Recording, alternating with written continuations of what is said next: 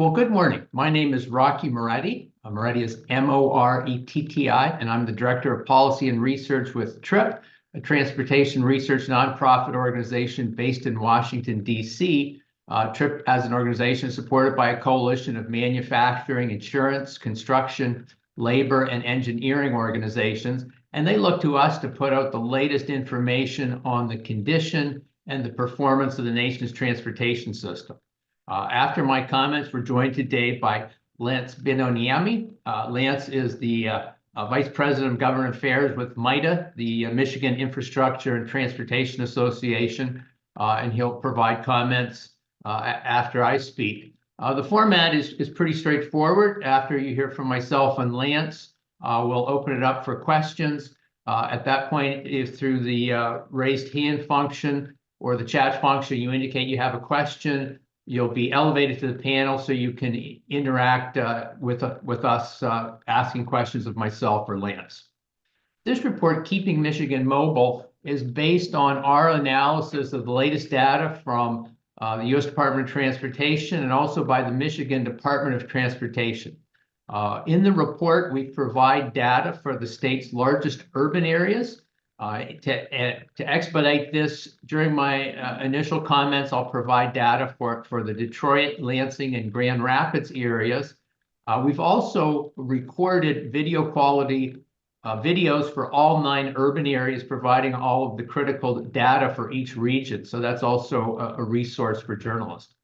The report really goes back to 2019 when the Rebuild Michigan program was passed, that really allowed the state to move forward with a significant ramping up of its infrastructure program. Unfortunately, as the report points out, Michigan still faces an annual $3.9 billion deficit in funding needed to preserve and maintain the state's significant number in terms of miles of roads and highways and number of bridges. The Rebuild Michigan program has been very helpful over the last 5 years in allowing approximately $3.5 billion to be added to the program by allowing the state to initially borrow that money through bonding based on the additional resources coming at them due to the additional funding that was provided. But as that program ends, unfortunately, the state's annual reconstruction budget is going to drop from approximately $500 million annually to $222 million. The department also points out that obviously this is going to have a significant impact on the state's ability to maintain the condition of its roads and bridges. It will also result in approximately 2,800 fewer construction jobs in the state. The additional funding that came from the Rebuild Michigan program has also been enhanced by, in 2021, the approval of the federal bipartisan transportation program, which brought another $7.3 billion over that 5 years into Michigan for investments in its roads, bridges, and public transit systems.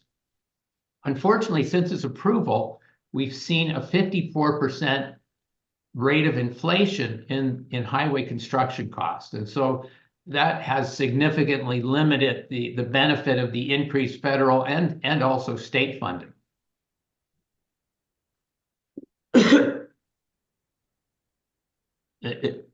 Excuse me. Let me turn to some of the other key findings of the report. The TRIP report finds that the overall cost annually to Michigan motorists of roadways that are often have poor pavement conditions, causing rough rides to motorists, of traffic congestion causing delays, and also of the economic cost of traffic crashes in which there's the lack of adequate roadway safety features were a contributing factor, is $17.3 billion annually. TRIP estimates that the average cost to motorists in the Detroit area of roads that are deteriorated, congested, and lacking some desirable safety features is $2,921 annually. TRIP estimates that in the Grand Rapids area, the average cost of motorists of roads that are deteriorated, congested, and lacking some desirable safety features is $2,302 annually. TRIP estimates that in the Lansing area, the average cost annually to motorists of roads that are deteriorated, congested, and lacking some desirable safety features is $1,856 annually. We also took a look at the condition of major roadways in the state. This is the interstates and really all of the roadways in the state other than local suburban roads in terms of pavement condition. We note in the report that in Michigan, 21% of major roads have pavements rated in poor condition, and another 19% are rated in mediocre condition. In the Detroit area, the report finds that 42% of major roadways have pavements in poor condition, and another 19% are rated in mediocre condition. The report finds that in the Grand Rapids area, 36% of major roadways are rated in poor condition, and another 18% are rated in mediocre condition. The report finds that in the Lansing area, 37% of major roadways are rated in poor condition, and another 20% are rated in mediocre condition. The report also found that 11% of bridges in Michigan are currently rated in poor condition and in need of immediate repair, and another 56% are rated in fair condition. The report found that in the Detroit area, 9% of the region's bridges are rated in poor condition. The report found that in the Grand Rapids area, 8% of bridges are rated in poor condition and in need of immediate repair. The report finds in the Lansing area, 11% of the region's bridges are rated in poor condition and in need of immediate repair. We also took a look at travel in Michigan, and like all states, there was a significant reduction in travel during the COVID-19 pandemic. Last year in Michigan, travel had returned to within 4% of pre-COVID levels, and we see this year that travel has increased so far this year by 1% from last year, as travel in Michigan returns to pre-pandemic levels. The report finds that in the Detroit area, that the average motorist is spending an additional 64 hours annually stuck in traffic due to traffic congestion and wasting 24 gallons of fuel. The report finds that in the Grand Rapids area, the average motorist is spending an additional 43 hours annually stuck in traffic due to traffic congestion and wasting 16 gallons of fuel. The TRIP report finds that in the Lansing area, the average motorist is spending an additional 16 hours annually stuck in traffic due to traffic congestion and wasting an additional 6 hours, in the Lansing area, the TRIP report estimates that the average motorist is spending an additional 16 hours annually stuck in traffic and wasting 6 gallons of fuel. Finally, the report looked at traffic safety. Across the country, as TRIP has noted in its annual report on traffic safety, that the country is facing a traffic safety crisis. And unfortunately, this is also certainly true in Michigan. The report found that over the last 5 years, there's been an average of 1,294 traffic fatalities in Michigan. And we've also noted that over the last decade, the number of traffic fatalities, which includes motorists, pedestrians, and bicyclists, has increased by 16% in Michigan. The report notes that over the last 5 years in the Detroit area, there's been an average of 382 traffic fatalities annually. The report notes that in the Grand Rapids area, over the last 5 years, there have been an average of 101 traffic fatalities annually. In the Lansing area, the TRIP report found that over the last 5 years, there's been an average of 47 people killed annually in traffic crashes. The U.S. Department of Transportation has put out a comprehensive approach to significantly improving roadway safety. It has 5 major elements, including the drivers driving at safer speeds and taking greater precautions as motorists. It includes additional improvements in vehicles that increasingly are getting safer, but still have a long way to go, and improving post-care crash to make sure that when people are in traffic crashes, they get prompt and the best possible care possible. But a critical part of that approach is also safer roads. And we know that there's a variety of cost-effective roadway safety improvements, from adding rumble strips to paving shoulders to improving lane markings, improving intersection design, adding turn lanes. All of these improvements are very cost-effective and have been proved very effective in keeping motorists safe. And similarly, we've also seen that cost-effective improvements for bicyclists and pedestrians are very effective and can be very critical in a state like Michigan, where 18% of traffic fatalities are motorists and bicyclists. So if transportation agencies have the resources available, they have shown that they're quite effective in terms of making the transportation system as safe as possible. So I'm going to conclude there, pointing out that Michigan has certainly made progress over the last 5 years with the additional funding from the state's program, but also at the federal level, although that has certainly been diminished by the significant rate of traffic inflation. And really the challenge moving forward as travel in Michigan returns to pre-pandemic levels, we'll be putting in place a transportation system with adequate resources to make sure that not only does Michigan have the ability to improve the condition of its roads and bridges, but also to make the system more reliable and safer. With that, I'll invite Lance to comment on our report. Lance? Well, good morning, and thank you, Rocky. My name is Lance Binonimi, Binoniemi. I'm the Vice President of Government Affairs for the Michigan Infrastructure and Transportation Association, or more commonly known as MITA. MITA represents about 600 companies that build our roads, bridges, underground water and sewers, all types of infrastructure across Michigan. Thank you all for coming today. We really appreciate your focus on this important issue. This is just another great and extensive report, one of several stacked up in lawmakers' desks to show that we need to invest more in our roads and bridges. The TRIP report really puts a human element towards it. As a driver of 30 years in Michigan, I take for granted the fact that we have poor roads and that I have to replace tires, and so does everyone else in our state. There's not a single person that doesn't know a family member or a friend or themselves who has been affected by poor roads and damage to their vehicle, or costly commute times, or safety measures, unfortunately. And so this report really can showcase all of those elements of how our poor roads are impacting the everyday driver in Michigan. In addition, this report does show that we've properly invested over the past 5 years in our infrastructure.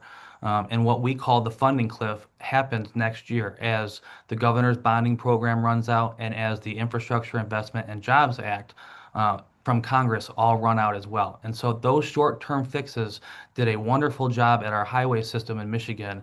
Unfortunately, did not include increases in our local system. And so those systems have been beat up throughout that construction season.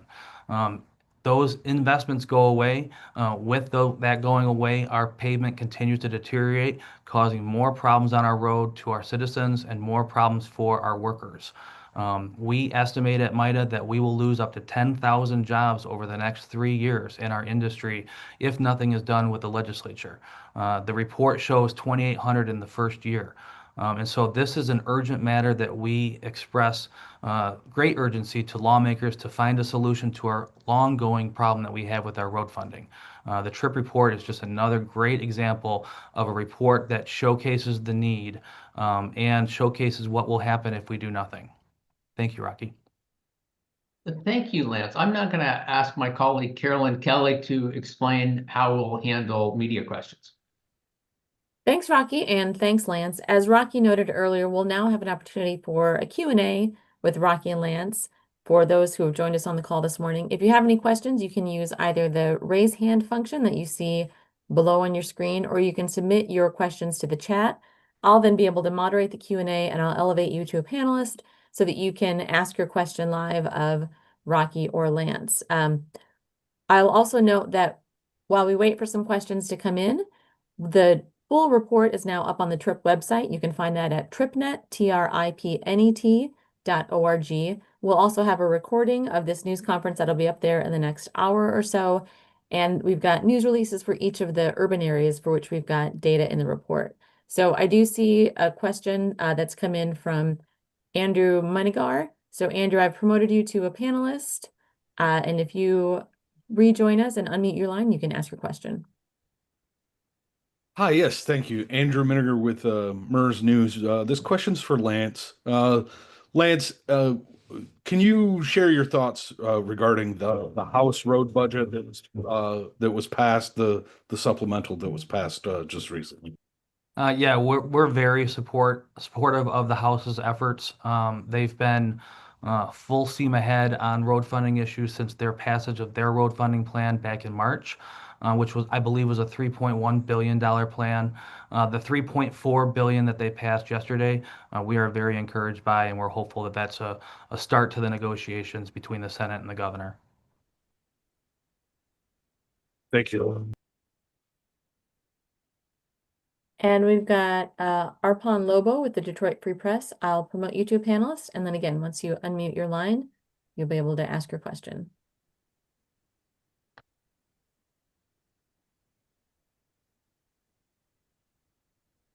Hi, thanks. Arpan Lobo from the Detroit Free Press. Some other reports have kind of just found that Michigan's roads and road infrastructure just lags comparatively to other states across the country. It seems kind of straightforward that funding is kind of a way to improve that. As from a statewide economic perspective, how much does Michigan stand to gain by adequately, funding its road and bridge infrastructure as a way to kind of push the state forward with some of its other goals? Like the report mentions things like population and economic growth. I'm curious if you guys can kind of expand on that. Lance, if you want to address that first, and then I have some sort of broader response to that, but maybe you can speak more specifically, obviously, with your knowledge of Michigan. Yeah, I'm not sure how specific I can get, but certainly for every $1 billion the state invests in construction, it produces about 20,000 jobs. And so, talking about population growth, we're going the opposite direction if we do nothing over the next 6 months in the legislature. And so we can expand as a good job growth. These are good paying, high skilled jobs. If we do have to lay people off and there are tens of thousands of jobs missing, they will find jobs in other states where they are properly investing in their infrastructure. They don't typically go and take their skills and go into a different industry within Michigan. We saw that in 2008, where a lot of our employees went down to other states to take those skills and utilize that. So on a micro level, it certainly impacts the industry, which impacts population growth. On a macro level, good roads really affect all of our economy. It affects tourism, it affects agriculture, and so every aspect of Michigan's economy really is impacted by good roads. Even our ability to attract businesses to our state has a huge impact on our road system, and so we believe that good roads will support a great economy. Arpan, we've done several reports. In fact, we did one in Michigan several years ago, and if you contact me subsequent to this news conference, we'll track that down for you. But the report looked at what is the impact of different levels of investment in Michigan. And what the report showed is that when you increase money in preservation, you end up with roads in better condition. Well, that's going to save the motorist money because you're driving on roads that are far more efficient for your vehicle. So your vehicle lasts longer, you need fewer repairs, so you're saving money there. In terms of investment in bridges, and I know Michigan really is facing a significant challenge in addressing its bridge needs, it really is an asset, and when you fall behind, it is a cost to future taxpayers, because at the end of the day, we need the bridges to remain open, or at the very least not restricted to lighter weight vehicles, which have economic consequences. And then in terms of safety, a very critical one, we see across the country that when investments are made to improve roadway safety, we see significant benefits in terms of reduced fatalities. Again, there's a very good federal report looking specifically at how each different type of safety improvement reduces crashes. And then finally, in terms of reliability, when any regional or state transportation agencies improves additional access, we see an improvement in reliability. And so what our report showed in Michigan is that when you increase investment in transportation, you save Michigan households a significant amount of money because they have a transportation system that's better preserved, it's more reliable, and it's safer.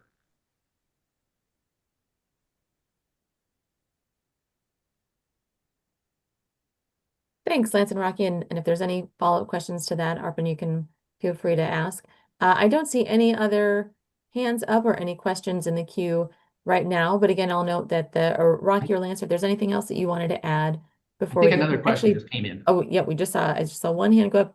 Liz Nass. Liz, I'll promote you to a panelist, and then once you mute your line, you'll be able to ask your question.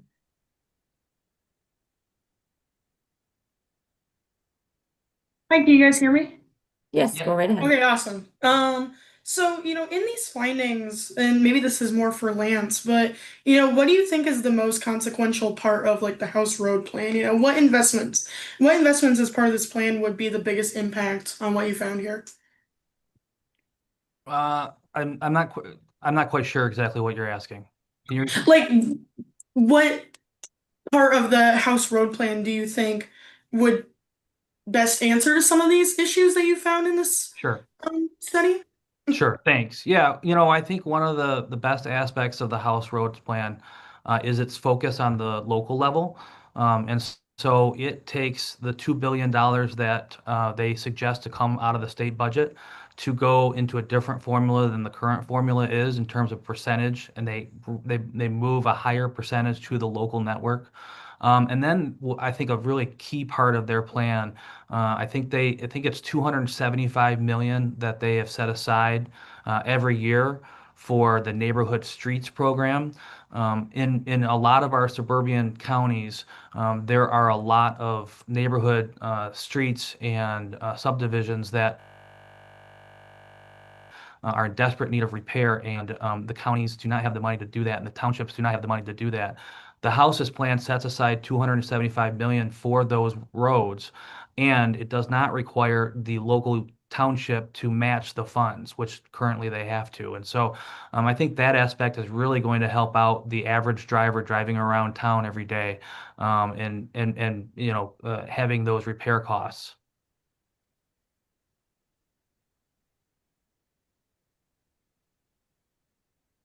All right. Thanks, Liz, and thanks, Lance. And so, Rocky and Lance, if there's anything else that you'd like to add, feel free to go ahead. I think we've got, and if there are any other questions, feel free to raise your hand or drop those into the chat now.